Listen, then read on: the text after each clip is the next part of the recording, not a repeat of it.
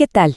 Hoy vamos a sumergirnos en un concepto que es la columna vertebral de la hidráulica, la clasificación del flujo en canales abiertos.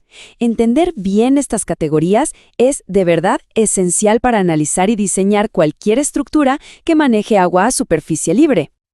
Para que todo quede clarísimo, vamos a seguir una ruta muy lógica. Primero, repasamos algunos conceptos básicos.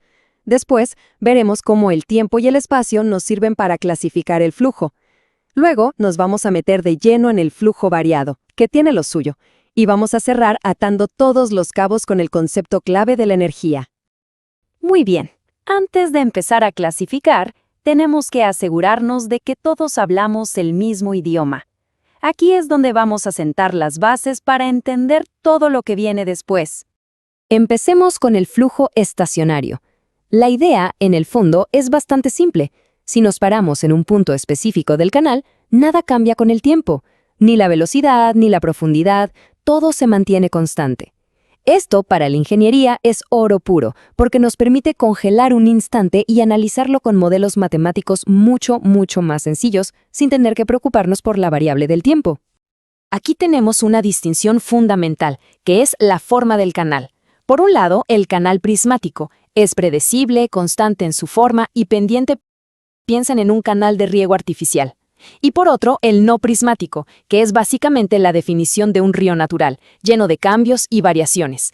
Entender esta diferencia es el primer paso para poder predecir cómo se va a comportar el agua. Ahora sí, entramos en la primera gran clasificación.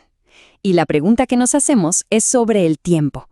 Si nos quedamos fijos, quietos en un solo punto del canal, ¿qué pasa a medida que avanzan los segundos, los minutos o las horas?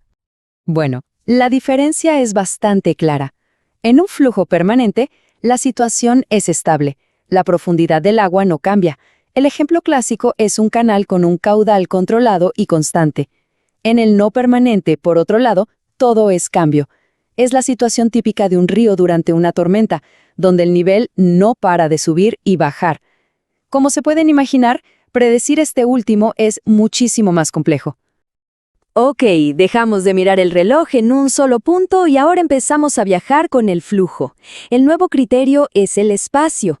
La pregunta ahora es, ¿qué le pasa a la profundidad del agua a medida que se va moviendo a lo largo del canal? Aquí la palabra clave es uniformidad, pero en el espacio.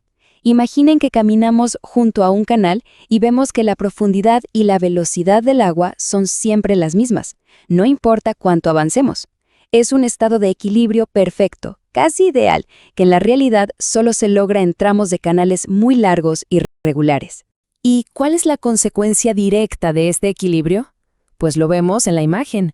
La profundidad es constante, la velocidad no cambia, y, lo más revelador de todo, es que la línea de energía, la superficie del agua y el fondo del canal son perfectamente paralelas.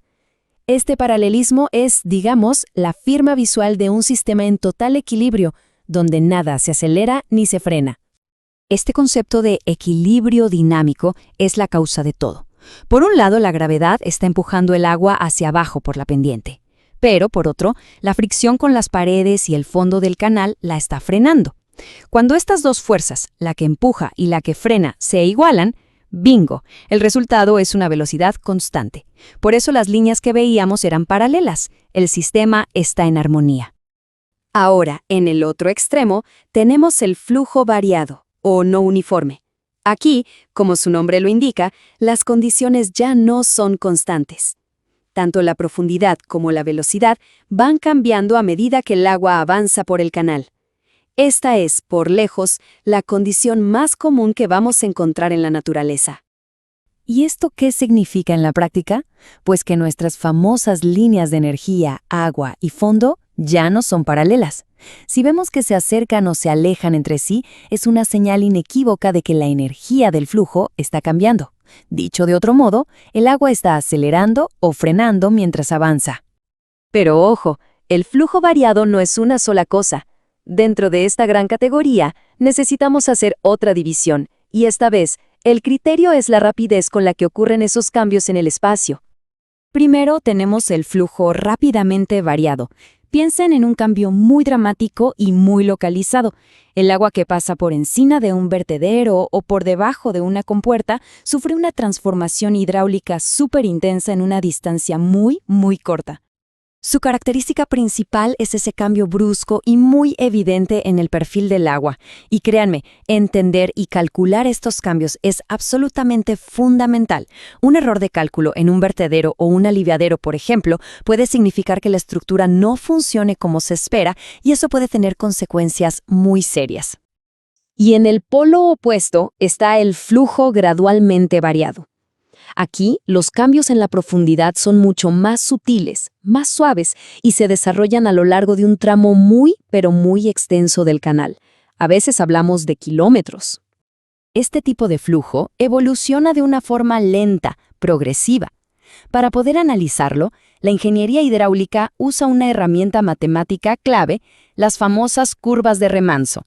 Estas curvas nos permiten predecir, por ejemplo, hasta dónde llegará el agua de un embalse o cómo cambiará el nivel de un río a lo largo de kilómetros. E incluso, dentro de este flujo gradual, podemos ser un poco más específicos. Si la profundidad va disminuyendo poco a poco aguas abajo, significa que la velocidad aumenta, y a eso lo llamamos flujo acelerado. Por el contrario, si la profundidad va aumentando, la velocidad disminuye, y estamos ante un flujo retardado.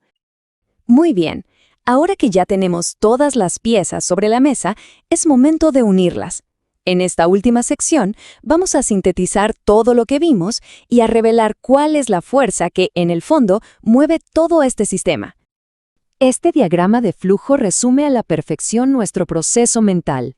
Para cualquier flujo en un canal, primero nos preguntamos por el tiempo, ¿permanente o no?